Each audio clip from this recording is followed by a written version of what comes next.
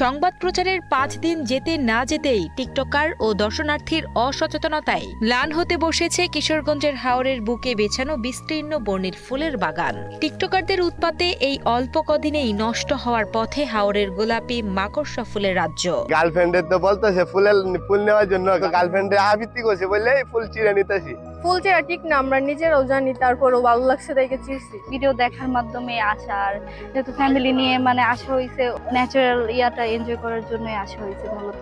DBC নিউজে খবর প্রচারের পর কিশোরগঞ্জের জয়কা গ্রামে পর্যটকদের ঢল নামলেও ভাইরাল হওয়ার নেশা আর ফুল ছেঁড়ার প্রতিযোগিতায় এখন অস্বস্তির সংকটে মায়াবী মাকড়সা ফুলের গোলাপি আভা। ফুলের সৌন্দর্য দেখতে এসে কেউ প্রিয়তমার আবদার মেটাতে, আবার কেউ শুধু ছবি তোলার জন্য অবলীলায় ছিঁড়ছেন ফুলগুলো। কেউ আবার সরাসরি ফুলের বাগানে ঢুকে ভেঙে ফেলছেন গাছ। সবাই যেহেতু চিত্তাছে তাই আমিও কিছু চিনলাম, হাতে নিয়ে কিছু পিক তুললাম, সুন্দর দেখা যাচ্ছে। আমরা চিরছি, অনেকের নিয়ে দেখাবো ফুলগুলা কেমন, তারপর তারাও দেখে আসবে। আগের সৌন্দর্য তো আর আমরা জানতাম না, আমরা ডিবিসির নিউজই জানি আর কি।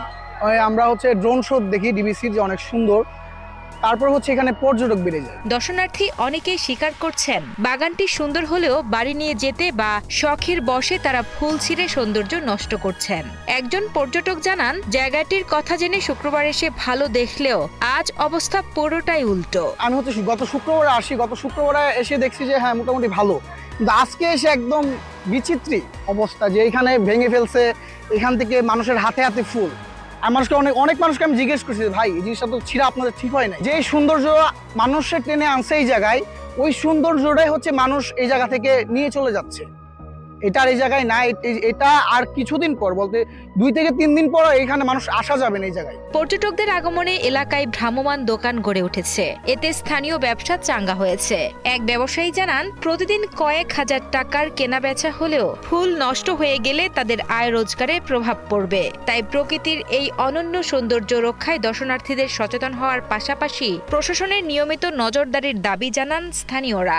হাজার হাজার মানুষ আইতাছে, আর এই আয়া ফুল সিরালাতে মানুষগুলো আইব কই থেকে, আমরা ব্যবসা বাণিজ্য করাম কই থেকে, আর ব্যবসা বাণিজ্য অনেক সুন্দর হয়ে চলছে ইনশাল্লাহ।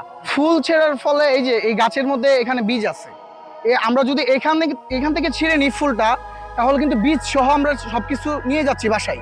তার মানে এখানে এই বছর যেটা হয়েছে, এটার আগামীতে আমরা পাবো না, এটা আমাদের ভুল। উল্লেখ্য, এই মাকড়সা ফুলকে স্থানীয়ভাবে হুড়হুড়ে ফুলও বলা হয়, তবে এর বৈজ্ঞানিক নাম ক্লিউম হাসলারিয়ানা।